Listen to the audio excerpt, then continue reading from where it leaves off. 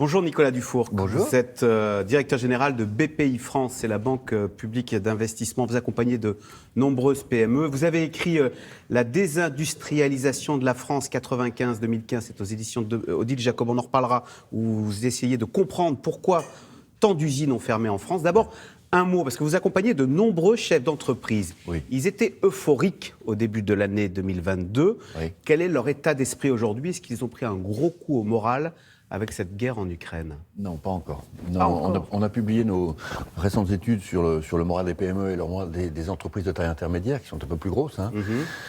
Elles sont toutes encore très majoritairement dans le désir d'investir. Il y a énormément de projets. Voilà, il faut retenir ça.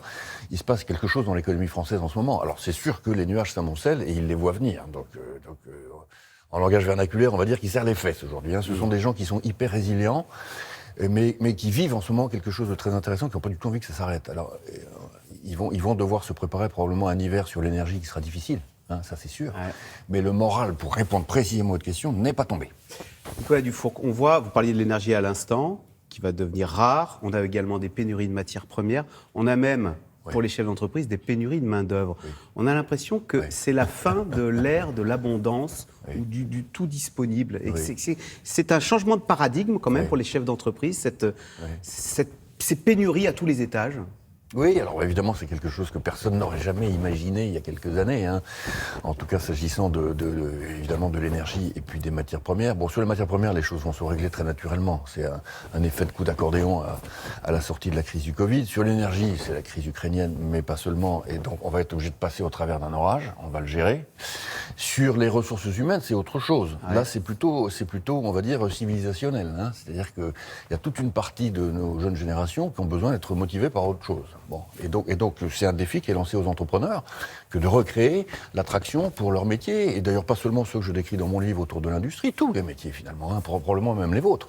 Donc, c'en est fini, le patron qui dit, de toute façon, si tu veux pas ce boulot, moi j'ai ça de CV qui attendent maintenant, il faut choyer le salarié, il faut l'augmenter, il faut s'intéresser à son bien-être. Oui, mais moi je dirais pas ça comme ça. Je pense que les gens ont besoin d'être simplement motivés. Voilà. Ils ne veulent pas des vies dans lesquelles ils ont le moindre risque de tout simplement s'ennuyer. Ils veulent vivre une vie d'aventure, quoi, tout simplement. Ils passent leur temps à vivre des vies d'aventure. Donc, il faut le rôle d'un chef d'entreprise, mon rôle à la BPI, hein, c'est que chaque année soit radicalement différente de l'année passée et que les gens vivent une grande vie. Voilà. Et donc, si on fait ça, je pense qu'on attire quand même beaucoup de gens.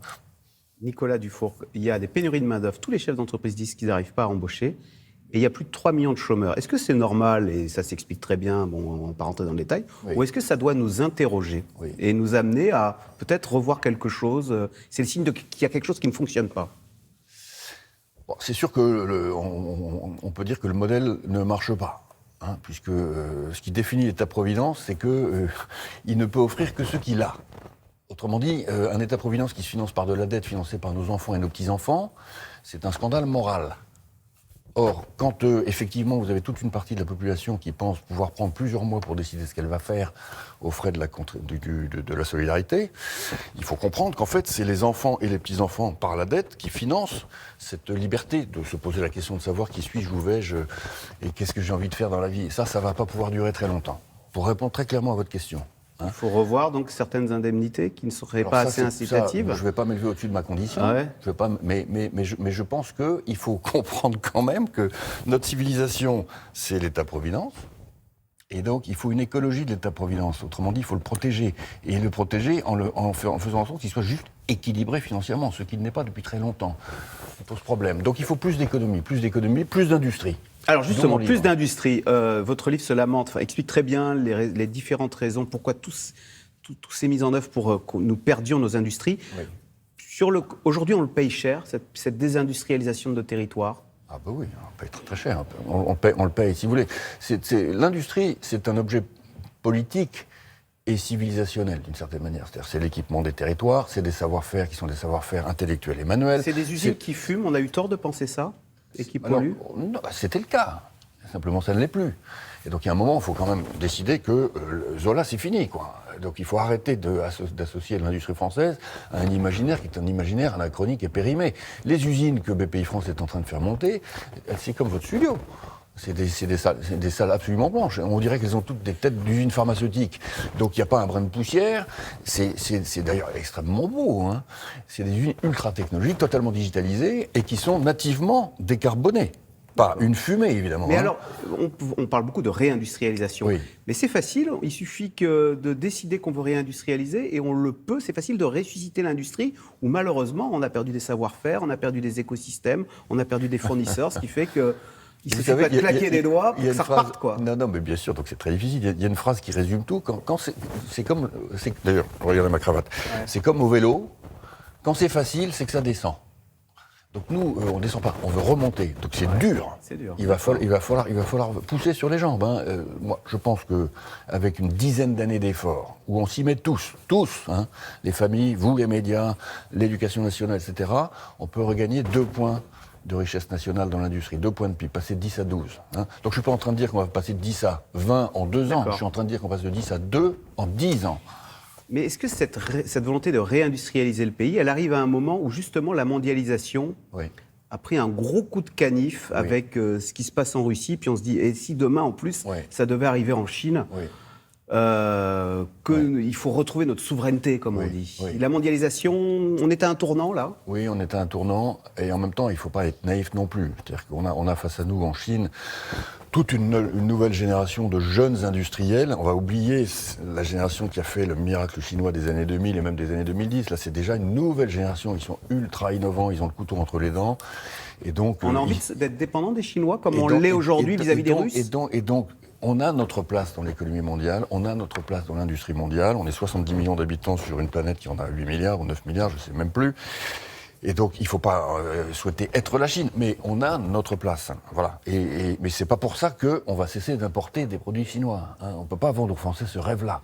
En revanche, on peut vendre aux Français le fait qu'on en a tous un peu marre que ce verre soit fabriqué ailleurs que la France, cette table aussi, cette moquette-là, cet écran jamais en France, ce PC pas en France, rien en France. Le rien en France, on n'en peut plus. Alors justement, c'est le retour du Made in France, c'est le retour du local, de la souveraineté. Est-ce que, pour que toutes ces usines fonctionnent, on a besoin de salariés dont on manque. Est-ce que c'est la revanche du salarié ? Pendant 30 ans, c'était l'actionnaire tout-puissant qui menaçait de délocaliser. Aujourd'hui, c'est le salarié tout-puissant qui peut faire qui peut faire monter les enchères. Oui, mais ça, c'est une vision, au fond, encore de lutte des classes qui nous a coûté très très cher, finalement, dans l'imaginaire des années 2000 et 2010. La bourse a plus augmenté que les salaires depuis 30 ans. La bourse a plus augmenté que les salaires depuis 30 ans. Est-ce que dans les prochaines années, les salaires pourraient augmenter plus vite que la bourse ? Écoutez, ça, je ne sais pas vous le dire, mais en tout cas, vous pourriez vous poser la question de savoir pourquoi, puisque la bourse augmentait plus vite que les salaires, on n'a pas fait de fonds de pension. On aurait des pensions plus élevées aujourd'hui. Hein. Bon, mais je passe. Non, ce que je peux vous dire, c'est que les PME dans les territoires, quand vous avez un chef d'entreprise qui vend une aventure à ses salariés, avec un produit qui est un produit qui brille, qui est formidable, avec beaucoup d'innovation, il gagne des concours, il a des articles dans la presse quotidienne régionale, etc. Mais tous les jeunes ont envie d'aller travailler chez lui. On n'est pas en train de se poser la question de savoir s'il faut augmenter l'intéressement, doubler la participation. Les jeunes, ils veulent être fiers. Et fiers en particulier des produits. Et je vous dis, ils veulent être dans une aventure, ils veulent faire tous les jours le Paris-Dakar. Mais dans l'industrie, on peut vous le faire, votre Paris-Dakar, si vous êtes un bon chef d'entreprise. Nicolas Dufour, directeur général de BPI France, la banque publique d'investissement.